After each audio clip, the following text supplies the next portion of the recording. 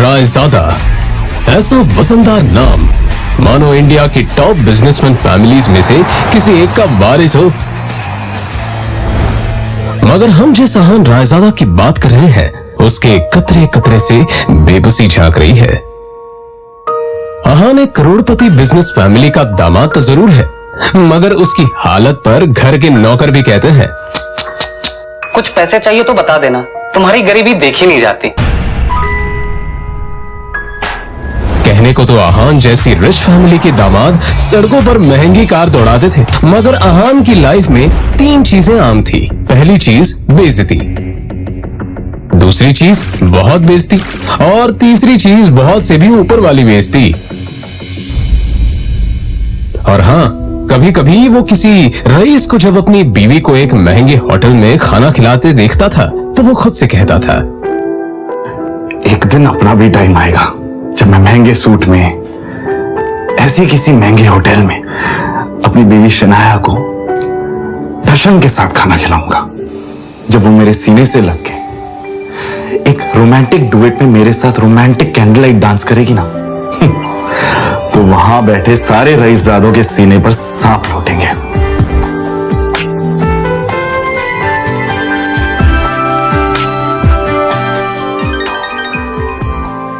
जरूर शनाया ने बहुत विश्व। अहान चौंक कर उठ खड़ा हुआ। मोबाइल स्क्रीन पर देखा तो शगुन का फोन था। अहान के सारे सपने छूमंतर हो गए। शगुन अहान की बीवी शनाया की कजिन थी जो हमेशा ही अहान को नीचा दिखाने की कोशिश करती थी।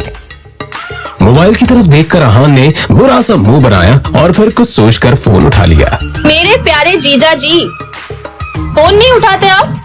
वो मैम। अच्छा वो सब छोड़िए, आप एक काम कीजिए, साहू ज्वेलर्स पे मेरा एक नेकलेस पड़ा है, मैंने ओनर को कॉल कर दिया है, वहाँ जाके नेकलेस कलेक्ट करके मेरे घर पे आ जाइए। शगुन, मुझे बैंक जाना है और ये मैं बैंक जाने का तेवर किसी और को दिखाइएगा जीजा जी। वैसे भी आपको हमारे फैमिली के टुकड़ों पर ही पलना है ना? तो जितना काम कहा जा रहा है उतना कीजिए। और हाँ, नेकलेस के साथ में ओनर आपको 30,000 रुपए भी देगा, वो लेकर मेरे घर पे आ जाइए और 30,000 रुपए में से 1 रुपया भी कम नहीं होना चाहिए, समझे ना? देखो शगुन, आज तक मैंने कभी चोरी नहीं की है। और दूसरी बात यह कि अगर मुझ पर इतना डाउट है तो किसी नौकर को भिजवा के करवा लो। क्या है ना, बहस करने की इजाजत आपको है नहीं, तो जितना काम कहा जा रहा है उतना कीजिए। 1 घंटे के अंदर नेकलेस और पैसे लेकर मेरे घर आ जाइए। और फिर से कह रही हूँ, 30,000 रुपए में से 1 भी रुपया कम नहीं होना चाहिए। बाय। अरे है दीदी को बुलाओ यार, है दीदी।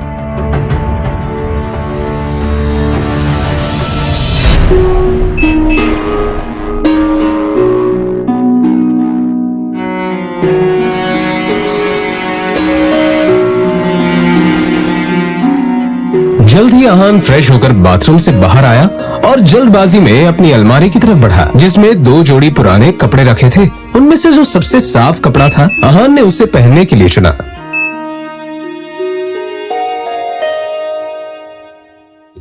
तैयार होकर वो बाहर निकला और जैसे ही सामने देखा तो उसकी सांस यामिनी गिल अपनी कुछ सहेलियों के साथ पार्टी में व्यस्त थी। तभी यामिनी जी की एक सहेली ने अपने सैंडल की तरफ देखकर कहा, यामिनी, ये देखो ना, तुम्हारे आते आते ही मेरा बेल्ट टूट गया चप्पल का। अब मैं घर कैसे जाऊंगी? अरे इसमें टेंशन लेने वाली कौन सी बात है? तुम पार्टी एंजॉय करो, मैं नौकर से कह दूंगी, वो ठीक करवा कर लाएगा। ना ना, मैं नौकरों पे भरोसा नहीं करती। मेरी चप्पल महंगी है, तो एक बार टूट गई चप्पल तो मैं दोबारा पहनती नहीं हूँ। लेकिन क्या करूँ, घर भी तो जाना है ना। अहान उस तरफ से निकला ही था जब यामिनी जी की नजर उस पर पड़ गई। डोंट वरी, नौकर नहीं है, नौकर से थोड़ा ऊपर ही है, वो तुम्हारा काम अच्छे से करेगा। सुनो, ये चप्पल लो और इसे ठीक करा कर लाओ। तभी यामिनी जी की सहेली ने कहा, यामिनी, ये सब काम दामाद से अच्छा नहीं लगता। अरे तुम इतना टेंशन क्यों ले रही हो? वैसे भी इसे ये सब काम करने में बड़ा मजा आता है। तुम लोग को भी कोई काम हो तो बता दे रहा। दामाद है तो क्या हुआ, चप्पल भी ठीक नहीं करा सकता? कुछ तो करे, वैसे भी कुछ करता धरता तो है नहीं। ये बातें सीधा अहान के दिल पर आकर लगी, मगर अब उसे ये सब हमेशा ही सुनने की आदत हो गई थी। उसे याद था कि आज उसका बर्थडे है, मगर ये सिर्फ उसे ही याद था, बाकी किसी को भी इससे कोई मतलब नहीं मैं भी था। शगुन का काम करने जा रहा हूँ। बहस मत करो, जो काम दिया है वो करके आओ।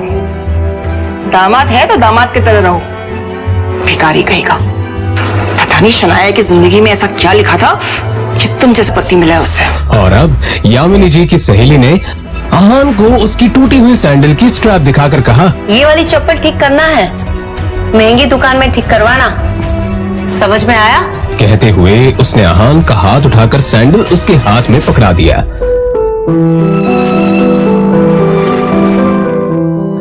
ना चाहते हुए भी अहान को यह काम करना ही पड़ रहा था।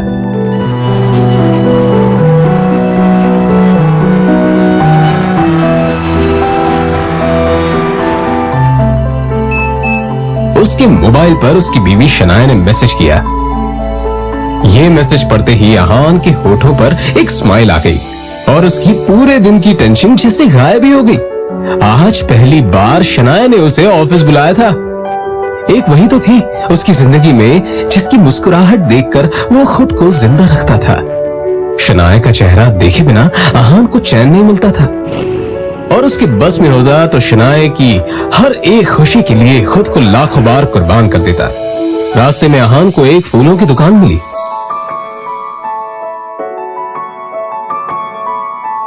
और अपना पर्स निकालकर देखने लगा।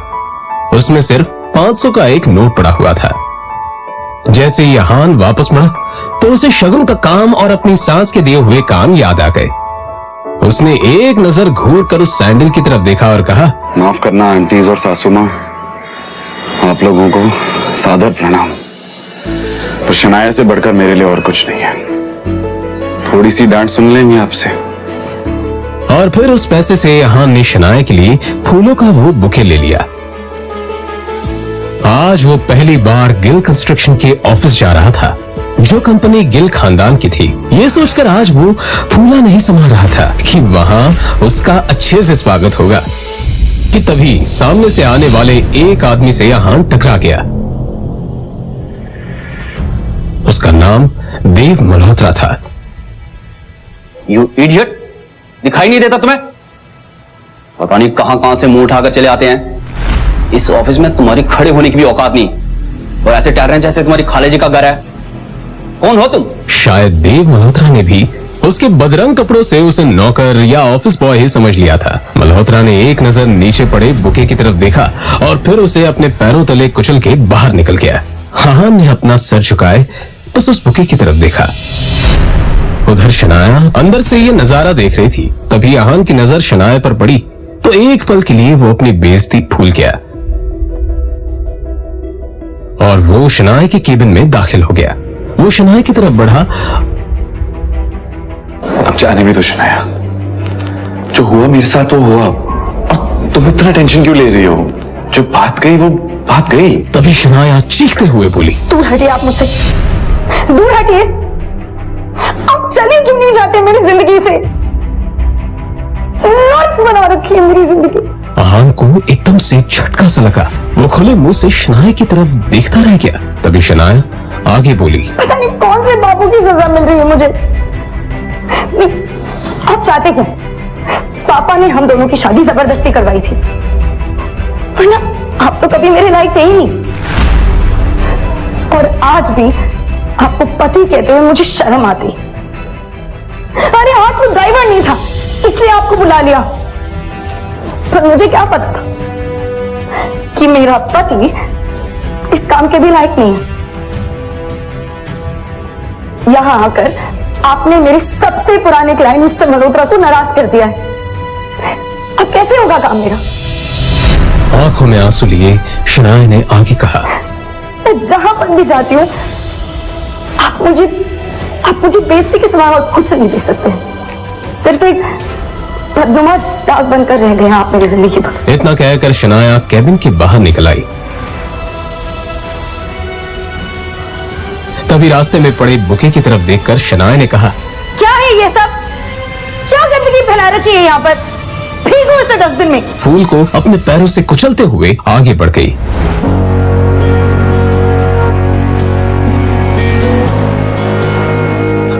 अपनी कार में बैठा पहले से शनाया का इंतजार कर रहा था। फिर अहान के सामने ही शनाया अपने क्लाइंट मल्होत्रा की कार में बैठी और बिजनेस के सिलसिले में वहीं से जा चुकी थी।